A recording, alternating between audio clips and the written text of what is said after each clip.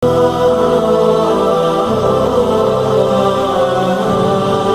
lajukan sahaja beberapa peristiwa yang kita sebut tadi tu, daripada Baitul Laham sampai ke Baitul Maqdis. Ini sepintas lalu saja ya. Daripada Makkah tadi ke Taibah, Baitul Laham ke sini. Nak Baitul Laham ke sini ada gangguan jin ifrit dan berlaku 11 peristiwa. Disebut oleh Sayyid Muhammad bin Alawi Al-Maliki dalam kitabnya Al-Anwar Al-Bahiyah min Isra wa Mi'raj Khairil Bariyah. Inilah dia 11 peristiwa itu. Daripada satu ni sampai 11, tambahan Al-Imam Syami ada lagi 4, tambah lagi yang lain ada lagi 6. Keseluruhannya 11 campur dengan 4 15, campur dengan 6 21. Kita lihat, barulah di situ sampai ke Baitul Maqdis. Jin ifrit dahulu. Ini doa jin ifrit. Silakan tuan-tuan nak tangkap gambar, silakan. Kalau tidak mungkin ada dekat di luar, saya tak pasti ya. Ada buku namanya Doa Orang Saleh. Ini saya tak berani nak bagi tahu, tetapi kalau pengalaman saya, masya-Allah. Ini pengalaman saya. Waktu dulu pernah mengajar di UIA dulu. Ada budak kena makhluk halus lah. Ini sangat mujarab ketika dibaca. Ini pengalaman saya ya. Tuan-tuan, puan-puan lebih tahu lagi, lebih banyak lagi pengalaman. Ini diamalkan, masya-Allah. Kalau kita amalkan ini, pendinding diri kita. Diamalkan paling kurang pagi sekali, malam sekali, ataupun petang sekali. Kalau diamalkan ketika kita takut, itu sangat bagus sekali. Ini bukan sebarang ni. Doa ni diajar Isra dan Mi'raj, bukan waktu biasa-biasa ni. Masya Allah. Silakan tuan-tuan ya untuk mengamalkan. Baik, secara laju, setelah tadi tu jin ifrit kat sini tadi doanya, ni doanya, maka ada 11 peristiwa. Saya lajukan. Hadisnya panjang, tapi kita rangkumkan. Peristiwa pertama, Nabi melihat ada orang menanam hari ini, esok dah ambil dah, dan tak putus-putus. Ni apa isyarat ni? Orang yang berjuang pada jalan Allah, satu kebajikan digandakan 700 kali ganda. Begitu juga orang yang infak, bersedekah, pahalanya sangat besar sekali. Orang yang bersedekah itu pelik. Dalam Al-Quran menyebut, kalau orang itu dalam sakaratul maut dan ada sedikit lagi masa dipanjangkan umur, dia tak minta solat, dia tak minta untuk pergi haji, umrah, tak, tapi dia minta untuk sedekah. Laula akharatani ila ajalin qarib, ya Allah, kalau engkau akhirkan, injakkan ajalku sedikit lagi ke satu tempoh, la asaddaqa wa akum minas salihin, aku akan bersedekah dan menjadi orang yang saleh. Kenapa sedekah? Banyak fadilat. Tapi malam ni kita kongsikan 5 sahaja untuk kita senang ingat. 1, lampu. Setiap amalan dalam kubur jadi lampu. Tapi lampu yang paling cerah dan terang cahayanya, lampu sedekah. Diingat lampu. Yang kedua, pintu. Syurga ada 10 pintu. Orang yang selalu solat duha, ada pintu namanya duha. Orang yang selalu bersaum, berpuasa, nama pintu tu Rayyan. Orang yang selalu bersedekah, pintu tu namanya Sakhawah, dan pintu tu paling besar. Berapa dah ni? 2, 3. Orang yang bersedekah itu tanda amalan soleh lain diterima oleh Allah. 4. Orang yang bersedekah senang sakaratul maut, dan orang yang bersedekah mudah hisab oleh Allah. Boleh ingat 5 tadi? 1, lampu. 2, pintu. 3, amalan soleh. 4, sakaratul maut. Yang kelima, hisab. Hisab. Nah, kita ulang balik. Yang pertama, lampu apa? Lampu yang paling cerah dalam kubur. 2, pintu. Pintu paling besar di syurga. 3, amal soleh. Kalau dia bersedekah, itu tanda amalan soleh lain diterima Allah. 4, sakaratul, mudah dia sakaratul maut. Dan yang kelima, hisab. Nabi berjalan, cium bau yang sangat harum. Rupa-rupanya keluarga Masyitah. Masyitah ni bukan nama orang. Masyitah ni Asal perkataan dia misht. Misht tu sikat rambut, sikat. Ada seorang perempuan yang tugasnya menyikat rambut anak Fir'aun. Jadi oleh kerana dia perempuan tu namanya Masyitah. Tapi bukan namanya Masyitah, bukan. Tetapi seorang perempuan yang menyikat rambut Fir'aun. Akhirnya dia dan keluarganya dicampakkan ke dalam kawah yang penuh dengan air yang panas. Ada yang mengatakan minyak yang panas. Ada orang hantukkan kepala ke batu, berdarah, pecah, dikembalikan balik, hantuk sampai otak semua sekali, dan berterusan. Macam mana? Orang ini orang yang tidak solat fardu, solat fardu. Kalau tidak solat sunnah, tidak sampai macam ni yang fardu. Ada orang yang rupanya manusia tapi kelakuannya binatang. Maaf, memakai cawat, tutup, maaf, kemaluan dan dubur dengan sepotong kain, merangkak-rangkak seperti unta dan kambing, berjalan mundur mandir, menjerit, makan pohon yang berduri, buahnya keras, pahit dan batu panas dan kerikil tajam dimakannya daripada api neraka Jahannam. Orang ini orang yang tidak mengeluarkan zakat. Jaga-jaga ya. Orang yang dihidang depannya tu makanan daging yang dimasak sedap, tapi sebelah tepi ada daging yang mentah busuk. Dia ambil yang mentah dan busuk ni. Ini apa ni? Gambaran orang yang berzina. Ada isteri yang halal, yang lain pula dia pergi. Sebatang kayu, Nabi berjalan, ada sebatang kayu melintang di jalan. Pakaian ke apa yang lalu akan rosak, robek.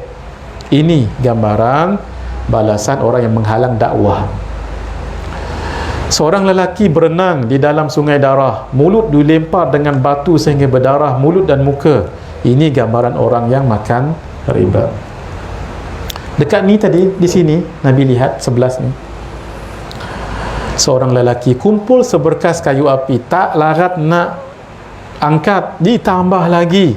Orang ini orang yang khianat pada agama dia.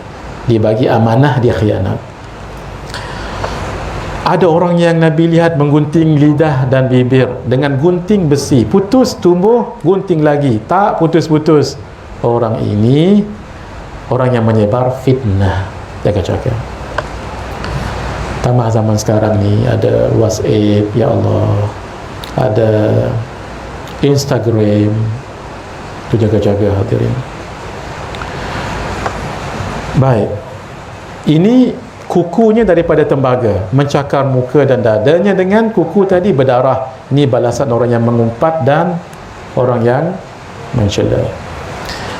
Nabi jalan, ada tengok lubang kecil, keluar thaur. Itu thaur adalah kerbau jantan yang besar, keluar. Tapi nak masuk balik tak boleh. Orang ini orang yang sombong. Jaga-jaga orang yang sombong. Sebahagian ulama tambah lagi, Nabi lalu di lembah, bau harum, suara lembut, lembut baunya tu macam bau kasturi. Ada suara kat situ. Nabi tanya, ya Jibril, suara apa ni? Itu suara syurga. Syurga tu sebut macam ni, ya Allah, manakah janjimu dahulu untuk tempatkan aku orang-orang yang nak menempatkannya? Sebab saya banyak bilik, banyak kain, banyak pakaian, banyak selendang sutera, banyak mutiara, intan, perak, emas, gelas, piring, cerik, kenderaan kuda ya, madu, minuman, susu segar, arak. Lalu kata Allah, kamu akan dimasuki oleh orang muslimin, muslimat, mukminin, mukminat, para nabi, para rasul, orang yang saleh, orang yang tidak syirik pada Allah. Aku redha, kata syurga tadi. Taklah dia bunyi lagi. Lalu lagi di lembah, suara ni seram, menakutkan, bau busuk pula. Nabi tanya malaikat Jibril. Malaikat Jibril jawab, itu suara amukan neraka. Apa kata neraka? Ya Allah, manakah janjimu untuk tempatkan orang-orang ke dalamku?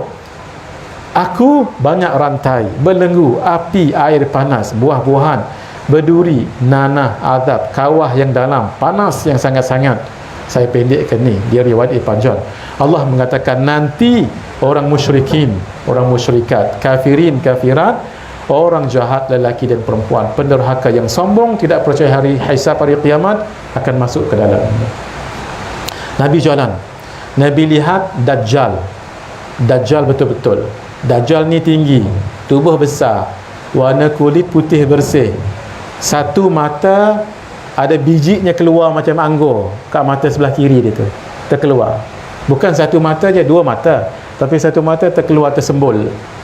Mata berkerdipan seperti bintang, rambut tebal seperti dahan yang rimbun yang banyak daun. Masya Allah.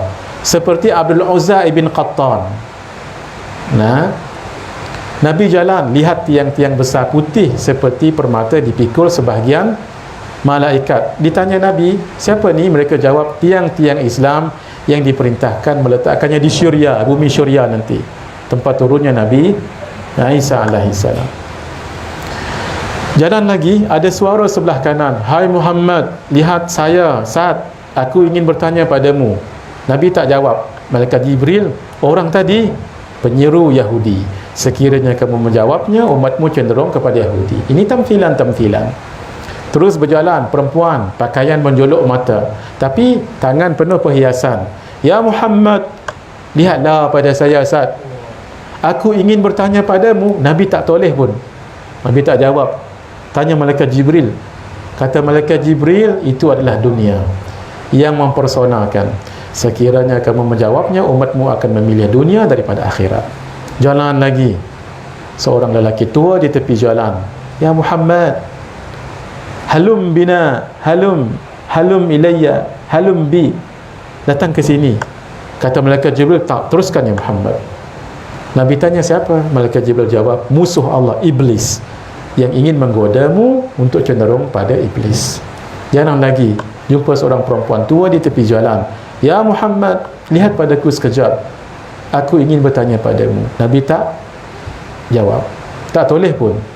Itu adalah, kata Malaikat Jibril, dunia. Orang tua tadi, dunia. Umur dunia tu macam orang tua tadi, maksudnya tak lama lagi nak meninggal. Jadi dunia kita ni dah tua dah, tak lama lagi nak kiamat. Akhirnya Nabi berjumpa dengan Nabi Musa alaihissalam sedang solat dalam kubur di tepi timbunan batu merah. Tubuh Nabi Musa tinggi, rambut lurus, kulit putih kelabu seperti orang Syanu'ah. Ada satu kaum namanya Syanu'ah di Yaman. Kemudian ada sebatang pokok tinggi, buah besar. Lelaki tua bersama keluarganya di bawah pokok tadi tu. Lampu yang sangat terang benderang. Siapa tu? Kata Malaikat Jibril, itu ayahmu Nabi Ibrahim. Maksudnya apa? Keturunan Nabi Muhammad adalah Nabi. Sebab Nabi Muhammad bin Abdullah bin Abdul Muttalib bin Hashim bin Abdi Manafi bin Qusay bin Kilab ibni Murrah bin Ka'ab bin Lu'ay bin Ghalib bin Fihrin ibni Malik bin Nadar bin Kinanah bin Khuzaimah bin Mudrikah bin Ilyas ibni Mudar bin Nizar bin Ma'di bin Adnan. Itu keturunan Nabi. Daripada Adnan sampai nanti pada Nabi Ibrahim. Nabi Ibrahim ini tersilapnya, bukan sedang solat tetapi sedang duduk di bawah satu pohon. Kemudian nak sampai ke Baitul Maqdis tadi ni, sini, nak sampai sini, Nabi lihat ada satu lembah. Itu sebenarnya lubang neraka Jahannam, terbentang luas seperti pemaidani yang terhampar. Ketika Nabi ditanya macam mana tu, seperti bara api yang sangat panas. Nabi pun dipendekkan cerita menjadi imam kepada para malaikat dan para nabi dan rasul ketika itu. Dan setiap nabi memuji Allah. Nabi Ibrahim dengan pujiannya, Nabi Musa dengan pujiannya, Nabi Daud dengan pujiannya, Nabi Sulaiman dengan pujiannya, Nabi Isa dengan pujiannya. Nabi pun nak memuji juga. Akhirnya Nabi puji begini, alhamdulillahilladzi arsalani rahmatan lil alamin wa kafatan linnasi basyiran wa nadhira wa anzala alayya al-Qur'an fihi tibyanun likulli syai' wa ja'ala ummati khayra ummatin ukhrijat linnas wa ja'ala ummati wasata wa ja'ala ummati humul awwaluna wal akhirun wa syaraha li sadri wa wada'a anni wizri wa rafa'a li dhikri wa ja'alani fatihan khatima. Kata Nabi Ibrahim, doa inilah yang menyebabkan bihada fadalakum Muhammad. Dengan sebab doa inilah semua nabi-nabi kalah karena doa ini. Nanti boleh tanya tuan-tuan yang lain apa maksud doa ini, sebab masa kita dah nak habis.